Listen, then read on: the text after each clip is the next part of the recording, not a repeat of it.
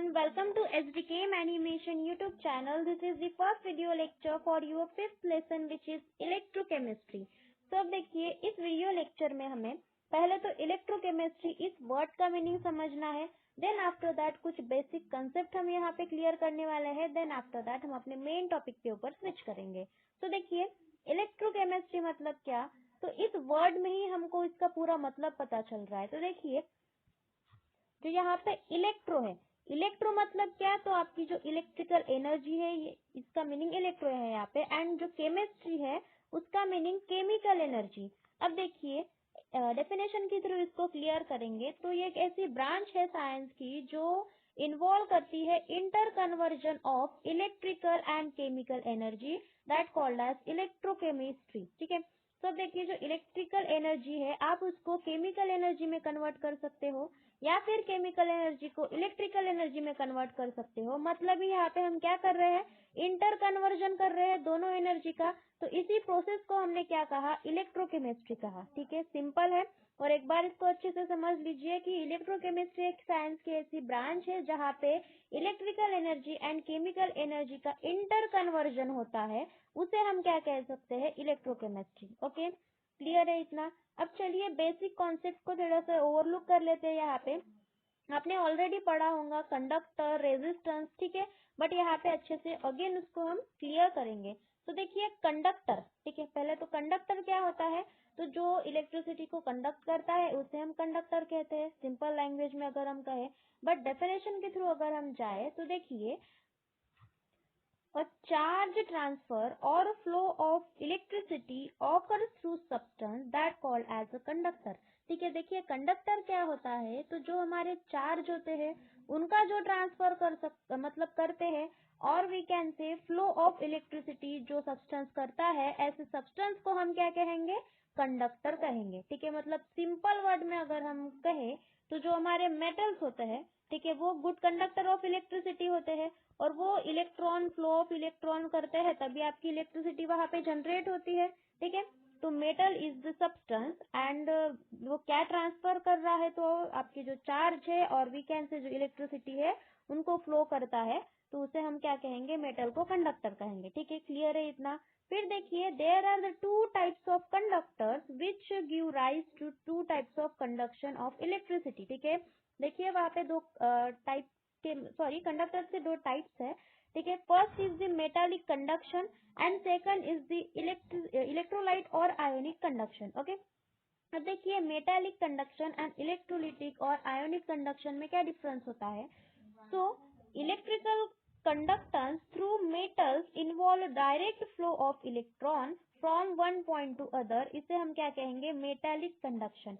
ठीक है, तो देखिए यहाँ पे जो इलेक्ट्रिकल कंडक्शन होता है किसके थ्रू, मेटल के थ्रू जो इलेक्ट्रिकल कंडक्शन हो रहा है। ठीक है, मतलब इलेक्ट्रिसिटी का कंडक्शन हो रहा है, तो वो कैसे हो रहा है, डायरेक्ट फ्लो ऑफ इलेक्ट्रॉन। ठीक है, मतलब इलेक्ट्रॉन का जो फ्लो होगा वो कैसे होगा, डायरेक्ट फ्लो होगा एक पॉइंट से दूसरे पॉइंट में, उसे हम क्या कहेंगे, मेटालिक कंडक्शन कहेंगे। ठीक है, फिर देखिए इलेक्ट्रोलिटिक और आयोनिक कंडक्शन। अब इलेक्ट्रोलिटिक और आयोनिक ये वर्ड ही आपको इंडिकेट कर रहे हैं कि यहाँ पे आपकी जो इलेक्ट्रिसिटी है ये कौन यहाँ पे कंडक्ट करेंगे, तो जो आयंस होंगे पॉजिटिव निगेटिव, ठीक है, जो भी आयंस वहाँ पे फॉर्म होंगे वो आयंस कैपेबल होंगे इलेक्ट्रिसिटी कंडक्शन के लिए।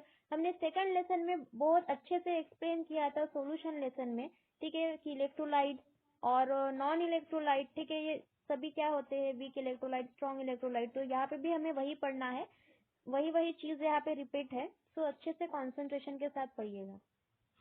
तो अब देखिए यहाँ पे डेफिनेशन में क्या लिखा हमने कि electrolytic conduction involve conduction of electrical current by the movement of ion of the electrolyte. ठीक है, देखिए जो इलेक्ट्रोलिटिक कंडक्शन होता है, तो जो आपकी इलेक्ट्रिसिटी है ये किसके थ्रू कंडक्ट हो रही है, तो बाय द मूवमेंट। ठीक है, किसके मूवमेंट के वजह से आपकी इलेक्ट्रिसिटी कंडक्ट हो रही है, तो आयंस की वजह से आपकी इलेक्ट्रिसिटी यहाँ पे जनरेट हो रही है, फॉर्म हो रही है। ठीक है, मतलब ही इलेक्ट्रोलाइट की वजह से। ठीक है, जब आपका इलेक्ट्रोलाइट होता है वो ब्रेक होता है तब आयंस का फॉर्मेशन करता है एंड आयंस से कैपेबल होते हैं इलेक्ट्रिसिटी जनरेट करने के लिए या फिर कंडक्ट करने के लिए बोल सकते हैं, ठीक है। तो ये हो गया आपके कंडक्टर के या फिर कंडक्शन के दो टाइप्स, मेटालिक एंड इलेक्ट्रोलाइटिक। और देखिए कंपेरेटिवली हम यहाँ पे पढ़ेंगे तो मेटालिक का और एक पॉइंट है यहाँ पे, तो देखिए नेक्स्ट स्लाइड पे आइए। तो अब देखिए यहाँ पे in metallic conductor the outermost electron, ठीक है, हाँ, see here the outermost electron of a metal from conduction band, the electron in a conduction band are free to move and hence flow under the influence of applied electrical potential, ठीक है। देखिए जो outer most electrons होते हैं, ठीक है, metals के, मतलब जो कंडक्शन बैंड में आपके इलेक्ट्रॉन प्रेजेंट है वो कैसे होते हैं, फ्री टू मूव। देखिए मैंने सॉलिड लेसन में सॉलिड स्टेट जो आपका ये लेसन है वहां पे अच्छे से समझा के दिया था कंडक्शन बैंड क्या होती है। देखिए यहाँ पे आपकी वैलेंस बैंड होती है, ठीक है, इसको कंसिडर कीजिए, ये हमारी वैलेंस बैंड है and this is your conduction band, ठीक है। अब देखिए वैलेंस बैंड में इलेक्ट्रॉन प्रेजेंट होते हैं और जब valence band to conduction band जब आपके इलेक्ट्रॉन जाते हैं तो जो कंडक्शन बैंड, ठीक है, ये आपकी कंडक्शन बैंड है, तो कंडक्शन बैंड में जब इलेक्ट्रॉन जाते हैं तो वो इलेक्ट्रॉन कैसे होते हैं, फ्री टू मूव होते हैं, ठीक है, मतलब वो अपनी मूवमेंट फ्रीली कर सकते हैं, ठीक है। एंड इन मेटल इसी वजह से जो है हमारा मेटल कैपेबल होता है गुड कंडक्टर ऑफ इलेक्ट्रिसिटी और हीट, ठीक है। क्लियर है इतना, ये हो गया आपका मेटालिक कंडक्टर के बारे में। एंड इसका बेस्ट एग्जांपल अगर आपको बताना होगा तो मेटल्स क्या होंगे आपके बेस्ट एग्जांपल होंगे। फिर देखिए इन इलेक्ट्रोलिटिक और आयोनिक कंडक्शन में, in this type of conduction the charge transfer occur in the form of movement of ion through molten electrolytes और the aqueous solution of electrolytes obviously.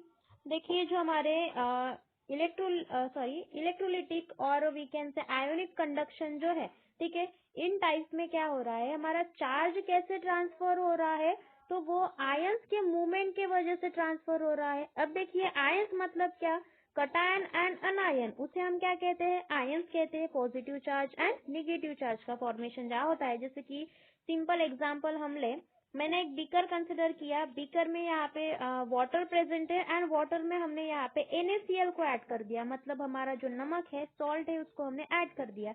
तो जैसे ही नमक पानी में गया वो NaCl जो कंपाउंड है ये ब्रेक होता है एंड ब्रेक होने के बाद किसका फॉर्मेशन करता है, तो वहां पे फॉर्मेशन करता है Na प्लस का एंड दूसरा Cl माइनस का, ठीक है, मतलब यहाँ पे दो आयंस फॉर्म और एक पॉजिटिव और दूसरा निगेटिव, ठीक है।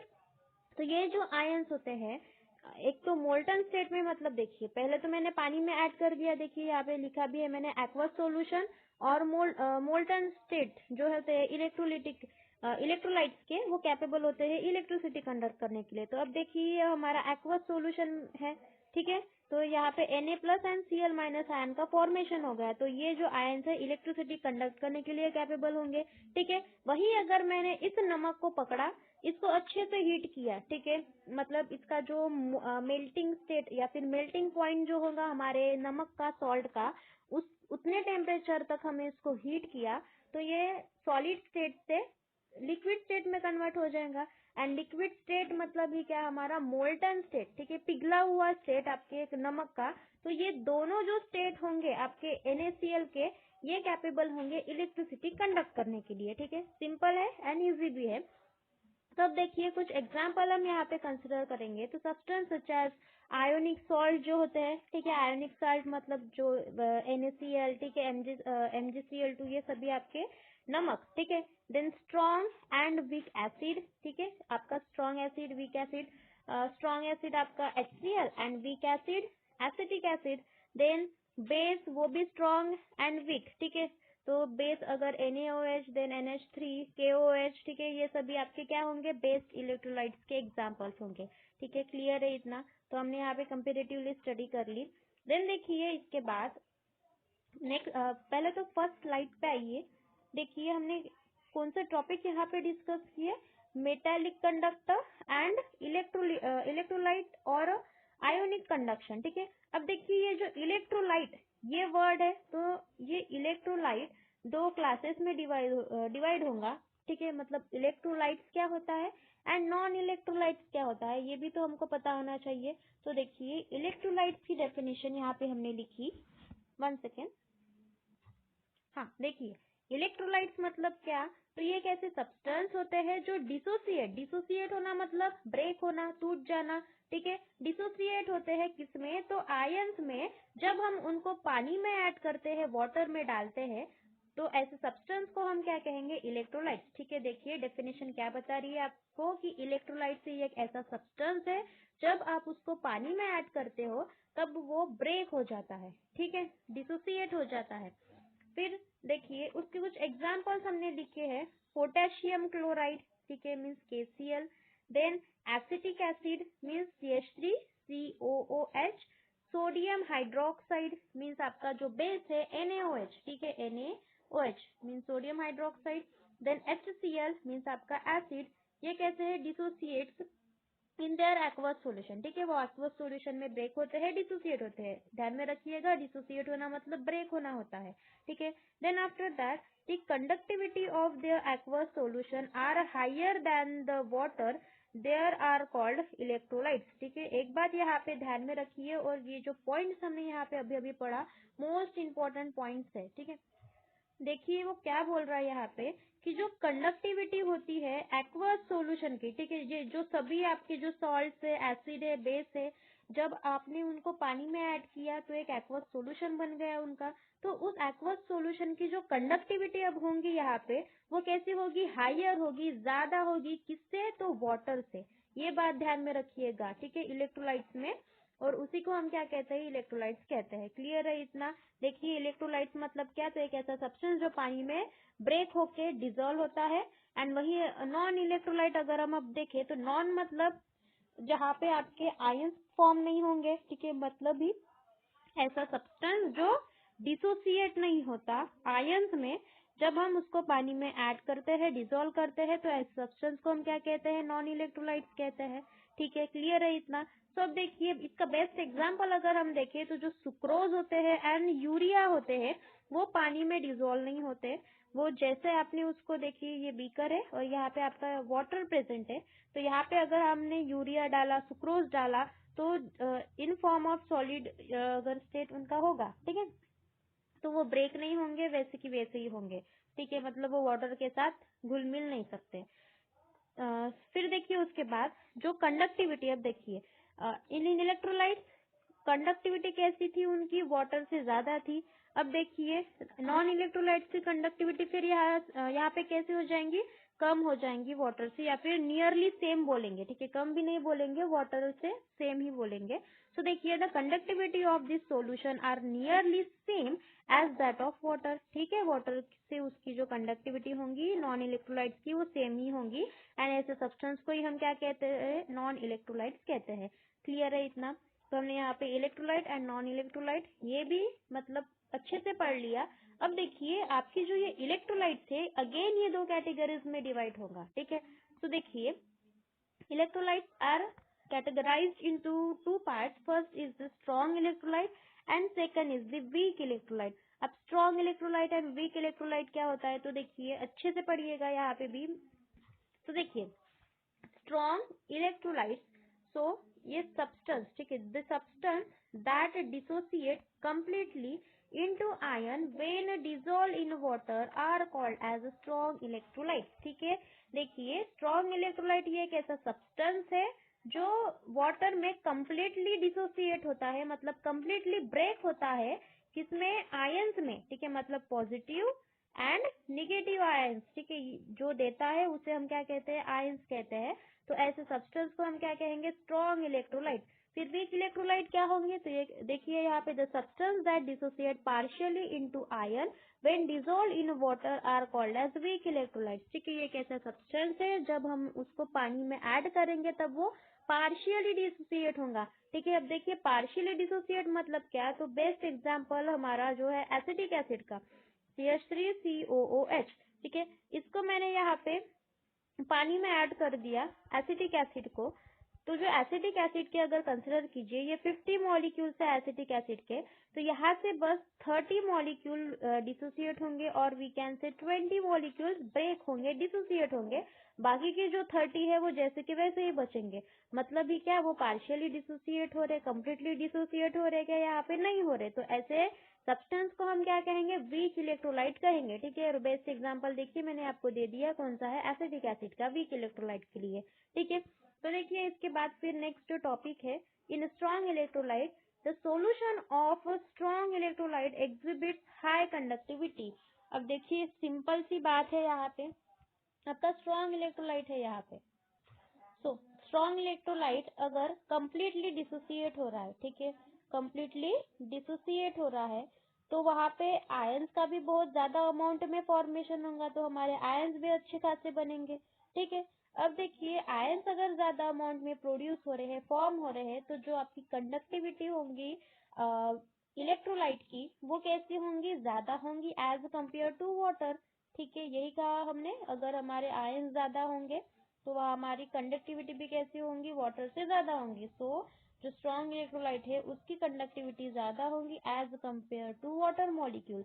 एंड अगर कंडक्टिविटी ज्यादा है तो जो कंडक्टिविटी ज्यादा है वाटर से, तो उसे को हम क्या कहते हैं, स्ट्रॉन्ग इलेक्ट्रोलाइट कहते हैं। और सेकंड पॉइंट आपको यही बता रहा है कि जो सॉल्यूशन होता है स्ट्रॉन्ग इलेक्ट्रोलाइट का एग्जिबिट्स हाई कंडक्टिविटी, ठीक है, उसकी कंडक्टिविटी कैसी होती है, ज्यादा होती है। और उसके हमने एग्जांपल देखिए क्या है, strong acid and strong base, ठीक है, strong acid and strong base उसके बेस्ट एग्जांपल्स है। देन देखिए उसके बाद वीक इलेक्ट्रोलाइट का सेकंड पॉइंट देखिए, they dissolve to very small extent in aqueous solution and show lower conductivity than those of strong electrolyte. So here आपके जो weak electrolyte होते हैं वो कैसे होते हैं, वेरी स्मॉल एक्सटेंट में डिसोसिएट होते हैं, ब्रेक होते हैं एक्वस सॉल्यूशन के साथ, ठीक है। अब देखिए वीक मीन्स स्मॉल अमाउंट में अगर वीक इलेक्ट्रोलाइट डिसॉल्व हो रहे हैं, ठीक है, मिक्स हो रहे हैं वाटर के साथ, तो जो आपकी आयंस होंगे वो भी कैसे होंगे, बहुत ज्यादा अमाउंट में फॉर्म होंगे, तो आयंस भी हमारे यहाँ पे लेस होंगे। एंड अगर आयंस जितने कम होते हैं उतनी ही हमारी कंडक्टिविटी होती है, तो यहाँ पे जो हमारी कंडक्टिविटी वो भी कैसे हो जाएंगी, लोअर होंगी, ठीक है। तो यहाँ पे कंडक्टिविटी देखिए कैसी है, वीक इलेक्ट्रोलाइट की लोअर है। एंड ऐसे ही सब्सटेंस को हम क्या कहते हैं, वीक इलेक्ट्रोलाइट कहते हैं। इसके अगर बेस्ट एग्जांपल्स हम देखें तो weak acid and weak base होते हैं, ठीक है।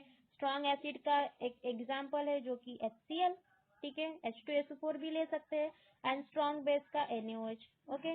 देन देखिए वीक में वीक एसिड में आइए तो ये आपका acetic acid, and weak base में NH4, ठीक है, अमोनिया वगैरह, ये आपका वीक बेस होगा। क्लियर है इतना। सो अब देखिए ये हो गया हमारे weak electrolyte and strong electrolyte के बारे में। देन इसके बाद हमारा नेक्स्ट टॉपिक है इलेक्ट्रिकल कंडक्टेंस ऑफ सॉल्यूशन, ठीक है। यहाँ पे हमने बेसिक टॉपिक कवर कर लिया, अब हमारे मेन टॉपिक पे हम आ गए जो कि है electrical conductance of solution. So in this point पहले तो हम देखेंगे ओम्स लॉ क्या होता है, okay. So see here Ohm's law क्या कहता है कि जो हमारा वोल्टेज ऑफ करंट होता है ये वोल्टेज जो होता है ये कैसे होता है, डायरेक्टली प्रोपोर्शनल होता है करंट से। मतलब ही क्या, V is directly proportional to I, ठीक है, ऐसे ही लिखेंगे V is directly proportional to I। तो अब देखिए मुझे यहाँ से ये प्रोपोर्शनलिटी का साइन हटाना है, ठीक है। साइन हटाने के लिए हम क्या लिखते हैं, हमेशा कांस्टेंट को लिखते हैं। तो कांस्टेंट हमने यहाँ पे कंसिडर किया, देखिए यहाँ पे हमारा जो कांस्टेंट है R है, तो V is equal to R into I, ठीक है। अब देखिए V मतलब क्या, आपका वोल्टेज है, I मतलब करंट है, एंड जो R है ये क्या है, रेजिस्टेंस है, ठीक है। ये बात ध्यान में रखिएगा, R आपको क्या इंडिकेट कर रहा है, यहाँ पे रेजिस्टेंस इंडिकेट कर रहा है। अब चलिए मेन टॉपिक पे आइए जो कि ओम्स लॉ का स्टेटमेंट है, उसका स्टेटमेंट क्या होता है। तो जो इलेक्ट्रिकल रेजिस्टेंस मतलब ही है जो आपका R है, ठीक है, वो electrical resistance R of a conductor is equal to the, मतलब जो आपका R है ये किसके बराबर है, तो इलेक्ट्रिकल पोटेंशियल डिफरेंस, ठीक है। इलेक्ट्रिकल पोटेंशियल डिफरेंस मतलब ही आपका जो वोल्टेज है वो है, and divided by the electrical current, ठीक है। Means voltage divided by current मतलब ये आपकी रेजिस्टेंस होती है, ठीक है। तो ये हो गया हमारा अकॉर्डिंग टू ओम्स लॉ। तो ऐसा इक्वेशन आ गया, तो हमने देखिए इसको इक्वेशन नंबर 1 लिखा। देन देखिए इसके बाद SI यूनिट अगर हम उनके देखें तो जो SI यूनिट ऑफ पोटेंशियल होते हैं या फिर वी कैन से वोल्टेज, तो वोल्टेज का जो यूनिट है वो वोल्ट होता है, मीन्स V लिखेंगे हम यहाँ पे उसका नोटेशन। एंड जो करंट होता है, करंट का जो यूनिट है SI यूनिट एम्पियर होता है, ओके, क्लियर है इतना। फिर और एक बात यहाँ पे ध्यान में रखिए, जो इलेक्ट्रिकल रेजिस्टेंस मतलब जो हमने यहाँ से आर निकाला उसका यूनिट क्या है, ओम, ठीक है। और इसका जो नोटेशन है हम ऐसे लिखते हैं ओम, ओमेगा करके। ओके, सो देन इसके बाद देखिए next topic, electrical resistance of a conductor. Electrical resistance of conductor is proportional to the length and inversely proportional to the cross sectional area. So अब देखिए यहाँ पे सी, जो आपकी इलेक्ट्रिकल रेजिस्टेंस है मतलब ही आर की जो वैल्यू है ये कैसा है, directly proportional to length. Means 1 second, जो आपकी आर है ये कैसा है, directly proportional to length. Okay, so हमने डायरेक्टली प्रोपोर्शनल टू लेंथ लिखा। And inversely proportional to cross sectional area, ठीक है, मतलब क्रॉस सेक्शनल एरिया। तो R is inversely proportional to A. Okay, A means आपका एरिया रिप्रेजेंट कर रहा है। अगर हमने दोनों को कंबाइन कर दिया तो मुझे इस टाइप का यहाँ पे फार्मूला मिलेगा, ठीक है। Means R is proportional to L by A. अब देखिए यहाँ से अगर हमने प्रोपोर्शनलिटी का साइन रिमूव किया तो हमें कांस्टेंट लिखना पड़ता है, और वो जो कांस्टेंट है हमारा क्या है, यहाँ पे हमने लिखा रो लिखा।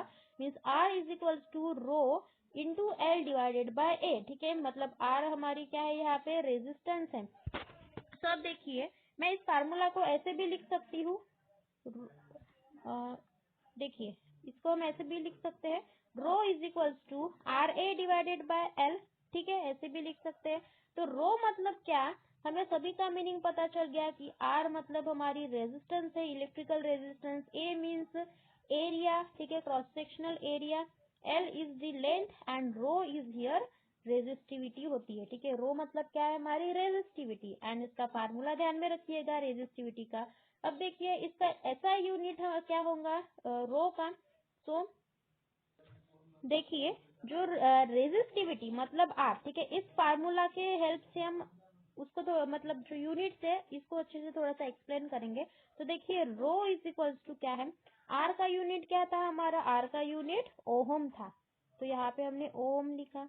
ओके, सो ए क्या रिप्रेजेंट कर रहा है, तो cross sectional area, and area को हम हमेशा यूनिट कौन सा देते हैं, मीटर स्क्वायर। ओके, फिर उसके बाद क्या है, डिवीजन में आपकी लेंथ है, लेंथ का यूनिट क्या है, मीटर होता है। तो मीटर से 1 मीटर कैंसिल हो गया, मतलब ओम इंटू मीटर, ये हो गया आपके रेजिस्टिविटी का यूनिट। ओके, क्लियर है इतना। So the SI unit of resistivity is ohm metre, clear है इतना। अब देखिए इसके बाद नेक्स्ट टॉपिक। तो अब देखिए यहाँ से ओवरऑल हमें क्या पता चल रहा है कि हमें किसके बारे में पढ़ना है, पहले तो रेजिस्टेंस एंड दूसरा कंडक्टेंस, ठीक है। तो एक बात हमेशा ध्यान में रखिए, जो रेजिस्टेंस होता है ये इनवर्सली प्रोपोर्शनल, और कंडक्टेंस जो होता है वो रेजिस्टेंस से इनवर्सली प्रोपोर्शनल होता है, ठीक है, कुछ भी बोल सकते हो। देखिए resistance inversely proportional to conductance, और conductance inversely proportional to resistance, ठीक है, दोनों भी वर्ड हम यहाँ पे यूज कर सकते हैं। तो अब देखिए रेजिस्टेंस से मतलब रेजिस्टेंस जो है इनवर्सली प्रोपोर्शनल है कंडक्टेंस से। तो रेजिस्टेंस का यूनिट क्या था हमारा, तो रेजिस्टेंस का यूनिट ओम था, ठीक है। तो सिंपल सी बात है, अगर रेजिस्टेंस का सिंबल ओम है या फिर ओमेगा है, तो हम कंडक्टेंस है उसका अगर यूनिट हम देखेंगे तो क्या आएगा, ओम इनवर्स, ऐसे ही लिखेंगे, ठीक है, मतलब 1/इनवर्स ही होता है, तो इसको अगर हमने ऊपर में बिछा तो ओम इनवर्स ऐसे हो जाएगा। तो कंडक्टेंस का यूनिट क्या है, ओम इनवर्स, ठीक है, ये बात ध्यान में रखिएगा। अब देखिए यहाँ पे जो हमारा इलेक्ट्रिकल कंडक्टेंस है, इलेक्ट्रिकल कंडक्टेंस, कंडक्टेंस को हमने जी से रिप्रेजेंट किया है यहाँ पे देखिए। So electrical conductance of a solution is reciprocal of resistance, ठीक है, रेजिस्टेंस हमने आर से रिप्रेजेंट किया, तो ये हमारा एक फार्मूला तैयार हो गया, जी इज इक्वल्स टू 1/r। अब देखिए ऐसा यूनिट ऑफ जी उन्होंने यहाँ पे बताया है, क्या है, साइमन, ठीक है, साइमन ये एक साइंटिस्ट का नेम था, एंड उन्होंने ये जो यूनिट है कंडक्टेंस के लिए दिया था, तो दैट्स वाई इसका एक ओम को हम क्या कह सकते हैं, साइमन, और डिनोटेड बाय एस, ठीक है, मतलब साइमन को हम एस भी लिख सकते हैं, एंड वो किसके इक्वल होगा, तो ओम इनवर्स के इक्वल होगा, ठीक है, ये बात ध्यान में रखिएगा, जो हमारा साइमन है ये किसके इक्वल है यहाँ पे। 1 सेकेंड। तो देखिए साइमन जो है वो ओहम इनवर्स के इक्वल है यहाँ पे, ठीक है, ये बात ध्यान में रखिएगा। देन इसके बाद देखिए अब जो आपका रेजिस्टेंस है ये इनवर्सली प्रोपोर्शनल है कंडक्टेंस से। सो अब जो आपकी रेजिस्टिविटी है, ठीक है, तो और यहाँ पे रेजिस्टिविटी, रेजिस्टेंस में रेजिस्टिविटी आ रही है तो कंडक्टेंस में क्या आएगा, कंडक्टिविटी आएंगी। तो अगेन यहाँ पे भी हमें कंडक्टिविटी के बारे में भी पढ़ना है। तो देखिए G is directly proportional to A and inversely proportional to the length, ठीक है। देखिए इस फार्मूला को ऑब्जर्व कीजिए एंड इसको ऑब्जर्व कीजिए, क्या डिफरेंस दिख रहा है आपको दोनों में। तो जो ए है ये यहाँ पे नीचे है एंड यहाँ पे ऊपर है, मतलब यहाँ पे डायरेक्टली प्रोपोर्शनल है, तो जो हमारी रेजिस्टेंस है यहाँ पे इनवर्सली प्रोपोर्शनल है आर ए के साथ, ठीक है। मतलब यहाँ पे इनवर्सली प्रोपोर्शनल है, बस इतना ही डिफरेंस है दोनों इसमें, रेजिस्टेंस एंड कंडक्टेंस में। तो देखिए यहाँ पे जो G है हमारा ये कैसा है, directly proportional to A and inversely proportional to length. So अब यहाँ पे हमने कांस्टेंट यूज किया है प्रोपोर्शनलिटी को साइन रिमूव करके, तो क्या मिलेगा, G is equals to K into A divided by L। Okay, तो प्रोपोर्शनलिटी कांस्टेंट मीन्स जो K है इसे हम क्या कहेंगे, कंडक्टिविटी कहेंगे, ठीक है, ये बात ध्यान में रखिएगा। सो ऐसा यूनिट, अब इसका ऐसा यूनिट क्या होगा, देखिए जो रेजिस्टिविटी थी उसका यूनिट क्या था, ओम मीटर, ठीक है, ओम इंटू मीटर। तो यहाँ पे इनवर्सली प्रोपोर्शनल है दोनों एक दूसरे से, conductivity and resistivity, so that's why उनका जो यूनिट होगा कंडक्टिविटी का ohm inverse and metre inverse ये हो जाएगा, ठीक है। क्लियर है इतना। ओवरऑल हमें क्या पता चल रहा है, देखिए थोड़ा सा ओवरलुक कर लेंगे इसको। तो देखिए यहाँ पे ओवरऑल हमें यहाँ से क्या पता चल रहा है कि जो रेजिस्टेंस होता है हमारा, ठीक है, देखिए जो रेजिस्टेंस होता है ये इनवर्सली प्रोपोर्शनल होता है हमारे कंडक्टेंस से। ओके, अब देखिए रेजिस्टेंस का जो यूनिट है वो क्या है, ओम है, एंड कंडक्टेंस का फिर क्या हो जाएगा यहाँ पे, ओम इनवर्स, ऐसे ही हो जाएगा। फिर देखिए रेजिस्टेंस में मैंने एक टॉपिक अगेन पढ़ा था जो कि था हमारा रेजिस्टिविटी का, ठीक है। रेजिस्टिविटी मीन्स रो को हमने किससे रिप्रेजेंट किया, तो रेजिस्टिविटी, ठीक है।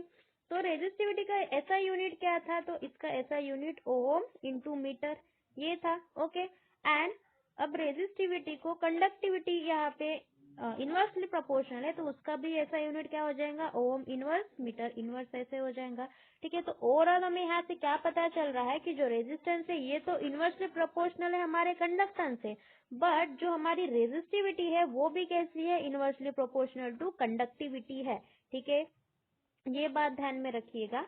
तो यहाँ पे हमारा जो टॉपिक है इलेक्ट्रिकल कंडक्टेंस ऑफ सॉल्यूशन का यहाँ पे एंड होता है। अब इसके आगे का पार्ट हम नेक्स्ट वीडियो लेक्चर में कवर करेंगे, एंड इसके रिगार्डिंग आपको कुछ भी डाउट्स होगा so please let me know in the comment section, and if you like this video so please like share and subscribe. Thanks for watching.